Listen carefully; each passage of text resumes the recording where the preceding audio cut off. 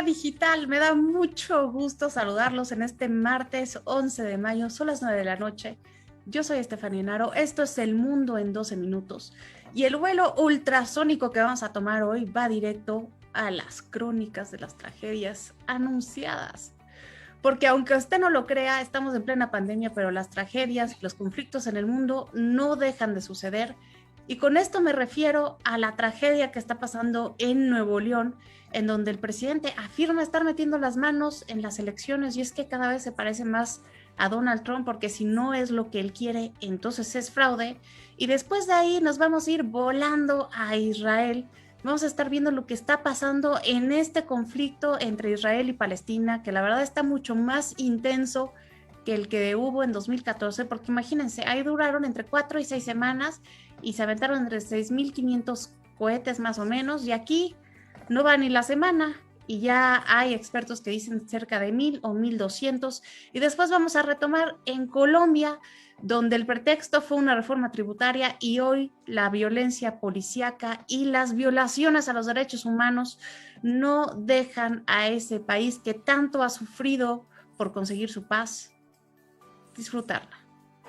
Yo soy Estefanía Naro y le doy la bienvenida a Carlos Sandoval. Y Carlos Sandoval, comienzo preguntándote sobre lo que está ocurriendo en Nuevo León. Parece increíble que en la mañanera el presidente diga que sí está metiendo las manos a la elección, que la FEPADE solamente le hace caso a él, y que Samuel García diga que el único delito que él ha cometido es ir 15 puntos más arriba que los otros candidatos. Así es, Stephanie, me da muchísimo gusto saludarte como todos los martes, un gusto muy fraterno, igualmente a mi estimado Jaime y a todo nuestro público que nos ve. Y fíjate que la verdad es que es algo sorprendente lo del tema de Nuevo León, ¿eh? La verdad es que yo no pensé que el presidente se fuera a meter de esa manera. Prácticamente es un desacato total y una intervención fuera de lugar en cualquier momento. Y yo creo que el tema de Samuel García obviamente llama mucho la atención, pero también yo creo que el tema de Adrián de la Garza también es mucho más fuerte. Fíjate que oí una entrevista hoy con un buen colega tuyo que es Joaquín López Dóriga, a Adrián de la Garza, en la cual decía que más bien esta estrategia es pegarle a Adrián de la Garza para fortalecer a Samuel, porque el tema legal de Samuel realmente está apenas empezándose a armar. Entonces el tema está muy complejo, el tema es como de ajedrez, pero de esos ajedrezes muy maléficos, y yo la verdad estoy sorprendido de lo que estamos llegando, ¿no?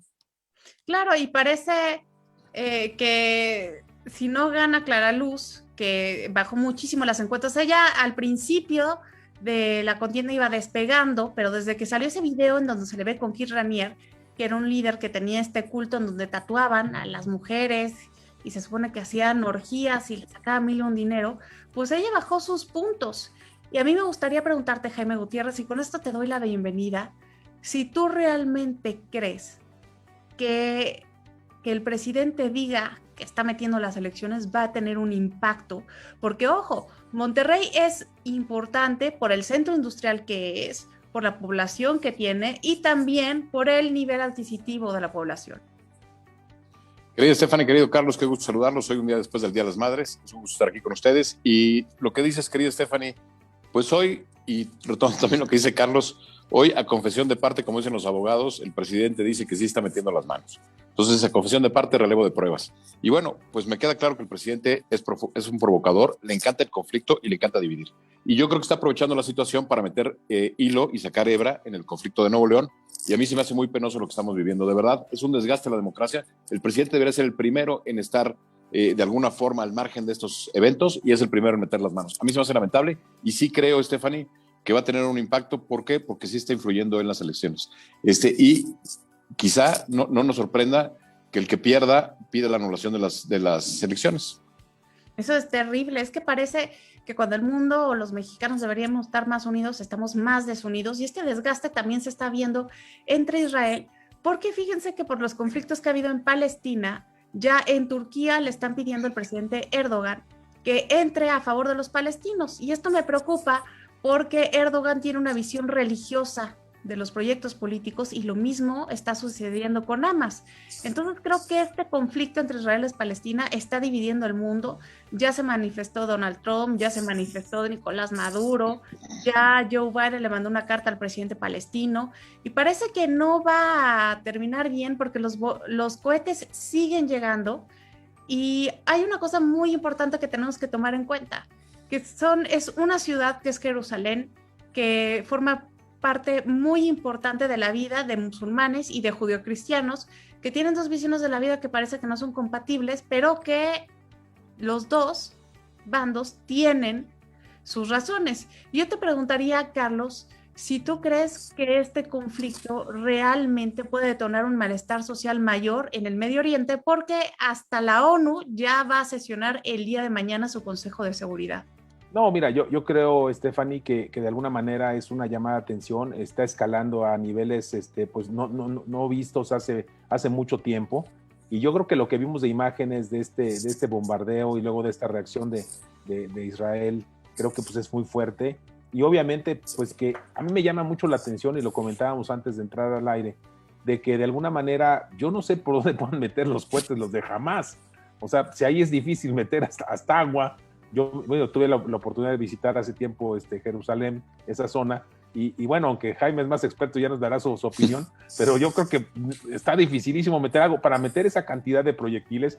O sea, algo raro está ahí pasando, pero obviamente está escalando a niveles que van a poner mucho peligro en la zona del Medio Oriente. Claro, y es que todo empezó porque los palestinos fueron a visitar esta mezquita, Al-Aqsa, que es la tercera más importante para el Islam y la más grande de Israel, y entonces ahí hubo conflictos con los policías, los palestinos no iban armados, y aparte querían desalojar a palestinos de la zona este. Entonces estas dos cosas inflamaron la retórica nacionalista, porque el lunes se celebraba el Día de Israel, que es cuando en 1967 los israelitas lograron reunificar la ciudad después de la guerra de los 6 días, y esto para los palestinos pues tiene un significado totalmente diferente, porque para ellos marca la iniciación de la ocupación de Jerusalén. Me gustaría preguntarte a ti, Jaime, ¿cuál crees que sea el impacto que esto vaya a tener en la sociedad de esos países?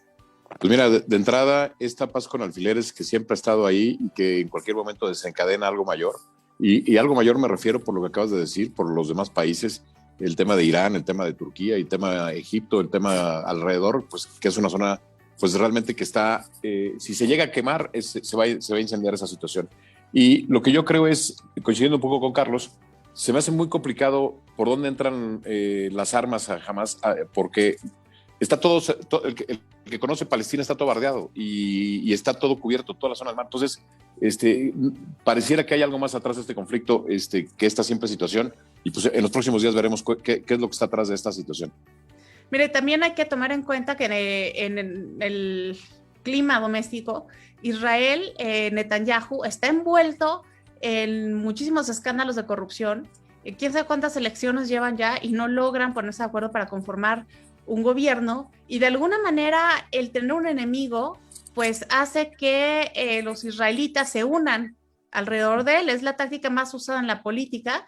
Entonces hay que ver las tácticas que se están utilizando, porque pues está muy raro cómo se dieron los sucesos y cómo se respondieron con cohetes, todo, como ustedes bien dicen, hay algo más allá que ya lo estaremos viendo, y lo que no hay que dejar de ver es lo que está ocurriendo en Colombia, porque resulta que ya van 13 días de protestas de esta reforma tributaria que el gobierno ya se echó para atrás. Le querían poner el IVA del 19% a todos los servicios, y ahora el mundo no le quita los ojos encima a Colombia, porque ya van más de 1,181 violaciones de derechos humanos, ya van 36 muertos, y esto lo quiero remarcar porque Colombia viene enfrentando protestas desde 2019, hubo 3 muertos, luego en 2020 tuvieron protestas otra vez, hubo 13 muertos, y ahora en 2021 van 36 muertos, lo que quiere decir que la violencia está subiendo en un país que le costó tanto recobrar su paz, y de esos 36, 11 ya han sido comprobados que se murieron en el marco de las protestas por el abuso de la fuerza policíaca y 25,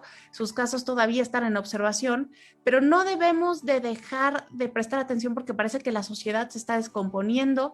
Ahora están los policías contra los indígenas y hay rencores entre la sociedad y parece que este país que tanto ha luchado por su paz está a punto de perderla. Y yo te preguntaría, Carlos, si tú crees que Iván Duque sea capaz de frenar esta situación.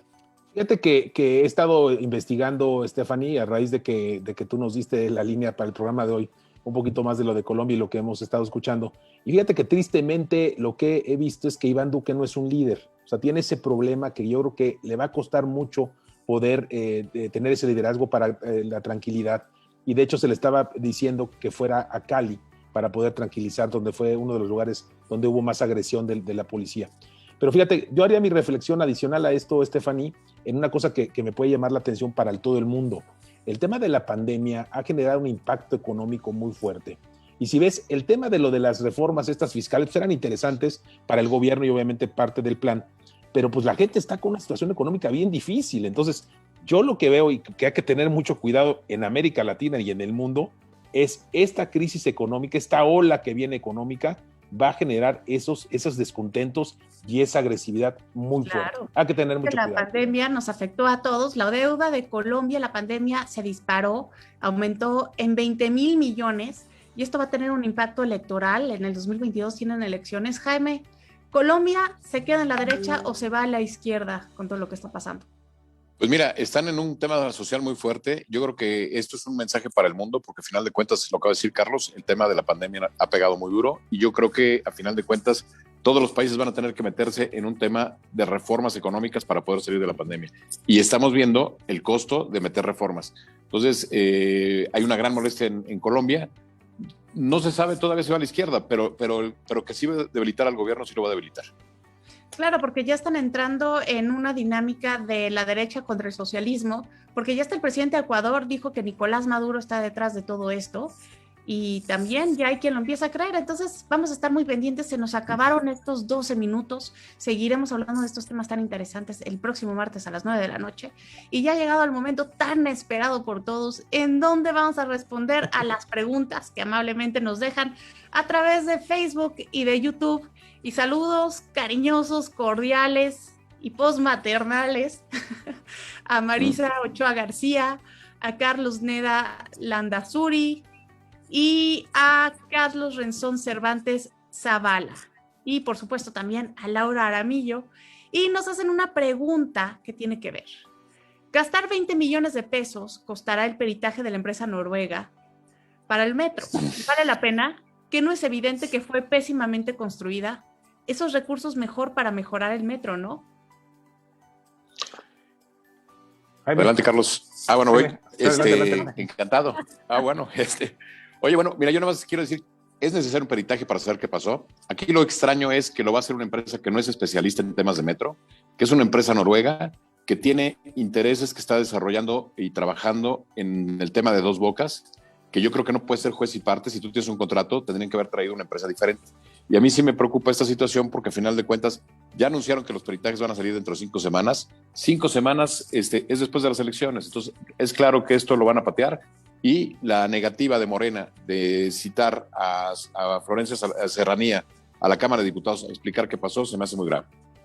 Claro, definitivamente, y sobre todo porque pone en contradicho, uno, la eficacia de la política de austeridad de Morena y también pues este discurso de cero corrupción, porque evidentemente hubo corrupción en lo que está pasando y creo que todos estamos pagando los platos rotos y también yo creo que esto impacta la seguridad del ciudadano promedio porque nos pudo haber pasado a cualquiera y eso ha tumbado elecciones, como el 11M de Madrid. Claro, es otro caso totalmente diferente, pero sí puede impactar. Carlos.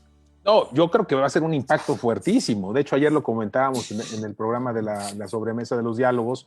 Yo creo que es un impacto que ya se nota, ya hay encuestas que empiezan a ver esto. Y fíjate que yo nada más dos comentarios. El primero es, me llama la atención, como dice Jaime, el tema de la empresa noruega. Primero, ¿cómo se le dio esa responsabilidad tan importante a una empresa que es tu empleado en otro proyecto? Ahora, lo que no sabe el gobierno mexicano que es una empresa de gran tamaño, Noruega, donde ahí sí las leyes creo que sí aplican, y todo el tema de las leyes, la Sarbanes-Oxley, todo esto de cumplimiento para sus accionistas. O sea, yo creo que aquí no se van a aventar una broma de decir algo que no es. Eso es lo único que me da algo de tranquilidad, ¿no?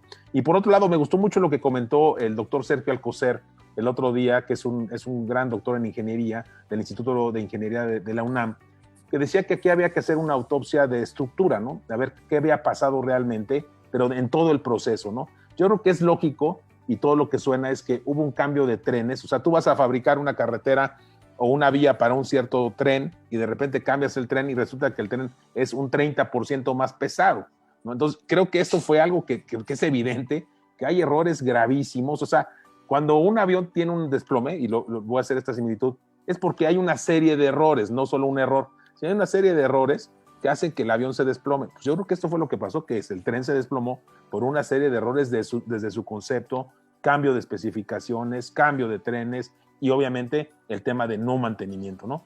Y ya nada más para concluir mi comentario, el tema de Serranía, de Florencia Serranía, la doctora, que yo creo que es una gran doctora, ¿eh? Debe ser una muy buena persona, pero es diferente ser doctora ingeniera a ser una administradora de un metro y obviamente no tener a un director de mantenimiento. Entonces, yo la verdad creo que debe de responder. Claro, definitivamente. Y aprovecho para mandarle saludos rápidamente a Marco Gutiérrez, Ángel Cortés, Chuyón Mares, José Luis Beltrán Flores, Jorge Ortiz Mitre, Lore López, Marcial Meneses, Sebas García, Gabriela Sánchez, Brandon Cansal. Y aquí tenemos otra pregunta rápidamente, que si creemos que un escenario como el de Colombia se pueda repetir en México. Pues la verdad es que yo no diría que no, porque hay un dicho que dice que cuando veas las barbas de tu vecino arder, por las tuyas a remojar. Creo que podemos aprender muchísimo porque esta pandemia lo que ha hecho es encapsular muchas emociones, muchos sentimientos a nivel individual y a nivel colectivo que ya no tardan en explotar. Todos estamos mucho más irritables y con esto me acuerdo de una frase que un amigo mío me decía cuando inició la pandemia. Me decía, Steph, si quieres sobrevivir tienes que dosificar las emociones. Y yo creo que es un consejo muy sabio y que aplica mucho porque este conflicto que estamos viendo en Israel y Colombia, creo que no van a ser los únicos que vamos a ver en el mundo. Y en México ya estamos viendo otro conflicto de otro tipo, que es un conflicto en materia electoral y que ya falta cada vez menos y los ánimos están que arden. Así es, querida Stephanie, y fíjate qué curioso, porque además malas decisiones de política pública han llevado esta situación y lo estamos viendo también en el tema de Colombia y volver a regresar a como estaba va a ser muy difícil. Si me permites rápidamente, fíjate, el metro cuando se construyó en el 69, el costo, si lo trajeras al precio actual, el boleto en el 69 a precios actuales estarían 10 pesos. Hoy el costo del metro que se congeló en la época del jefe de gobierno López Obrador en el 2002, lo dejó anclado en 2 pesos hasta que llegó Marcelo Ebrard a 3 pesos y luego llegó Mancera a 5 pesos. Bueno, estamos 8 pesos por debajo de lo que debería el punto de equilibrio del metro. O sea, quiere decir que hay que meterle 40 millones de pesos diarios al metro, cosa que no se les están metiendo en mantenimiento. Entonces, ahí están las consecuencias, porque a final de cuentas, según esto, lo hacen para ayudar a las personas más necesitadas y a las que terminan matando, perdón la palabra textual, es a la gente más necesitada. Claro. Oye, Jaime, perdón, Stephanie, Jaime. Sí. Ya se nos está acabando el tiempo. Sí, Carlos. Perdón, no es solo el desplome o sea, este accidente, o sea, ya hay varios accidentes ahí. El incendio de la central de control, las inundaciones continuas, claro, choques de trenes, o sea, es algo que no había pasado antes, que está pasando y creo que sí tenemos que reaccionar y sobre todo que es un transporte, claro, para muchísima gente y sobre todo para los que menos tienen, ¿no? Claro, y esto indica que estamos en una crisis de rumbo y yo lo compararía nuevamente con Colombia porque en Colombia el detonante fue que el gobierno se quedó sin dinero para los programas sociales y por eso quería extender este IVA que tiene a otros servicios. Hay que checar cómo están las cuentas aquí, porque yo no creo que nuestro gobierno tenga mucho dinero, porque esta pandemia nos dejó con una contracción económica del 8.3% en el 2020. Hay mucha gente que sigue sin empleo y los que tienen todavía empleo no gastan igual. Entonces, creo que definitivamente hay que tomar nota de lo de Colombia y rápidamente, Jaime, porque ya se nos acabó el tiempo. ¿Te acuerdas, Stephanie, el detonante en Chile hace unos meses social fue el metro precisamente, cuando levantaron las tarifas del metro? Ocasionó un problemón político y social en Chile. Qué buen dato acabas de dar, ¿eh? Sí. Qué buen dato. No hay que perder esos temas de vista. Bueno, se nos acabó el tiempo, me despido rápidamente. Carlos, Jaime, muchas gracias por habernos acompañado. Stephanie, un verdadero gusto, mi estimado Jaime, buenísimo, muy interesante el programa y nos falta más tiempo, hay que pedirle a esa producción que nos amplíe el tiempo, pero muchas gracias. Querido Stephanie, querido Carlos, un abrazo y muchas felicidades a las madres el día de ayer, el Día de las Madres. Así es, les deseamos muchas felicidades a las madres en su día. El tiempo voló, pero alcanzamos a darle la vuelta al mundo en 12 minutos. Yo soy Stephanie Enaro y los espero como cada martes a las 9 de la noche aquí en Telered Digital.